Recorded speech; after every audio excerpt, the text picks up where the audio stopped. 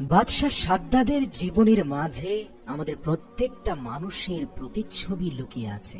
আজকের এই পুরো ঐতিহাসিক ঘটনাটা শোনার পর এমন অনেক কিছু বুঝতে পারবেন, উপলব্ধি করতে পারবেন, যা আপনাকে সরল সঠিক সিরাতাল মুস্তাকিমের পথে পরিচালিত করতে বাধ্য করবে ইনশাআল্লাহ।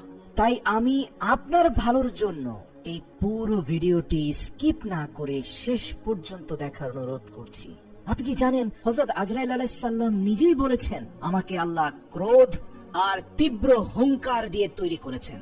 দয়ামায়াহীন একটা চরিত্র হচ্ছে আমি। কিন্তু এই আজরাইল আলাইহিস সালাম নিজেই একজন মায়ের জান কবজ করতে গিয়ে অশ্রুসিক্ত হয়েছিলেন। ঘটনার শুরু নবী সালেহ আলাইহিস সালামের সময়।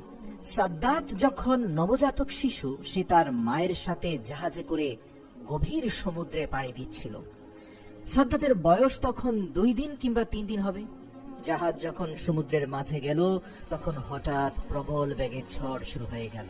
আর এই জাহাজটি গভীর সমুদ্রে ডুবে যাচ্ছে দেখে সাদ্দাতের মা নিজের জন্য না যতটা পেরেশান হয়ে পড়লেন, তার চেয়ে বেশি তার নবজাতক শিশু সাদ্দাতকে বাঁচানোর জন্য এদিক সেদিক দৌড়াদৌড়ি করতে লাগলেন। অতঃপর ঝড়ের মুখে ধ্বংসপ্রাপ্ত একটা জাহাজের কাঠ ধরে কোনোভাবে নিজের প্রাণপ্রিয় সন্তানকে কাঠের উপরে ভাসিয়ে ক্ষত বিক্ষত বিধ্বস্ত মা সমুদ্রের পানিতে ভাসতে লাগলেন। এমনই সময়ে এই বিশাল সমুদ্রের মাঝে তাদেরকে সাহায্য করার মতো কেউ ছিল না।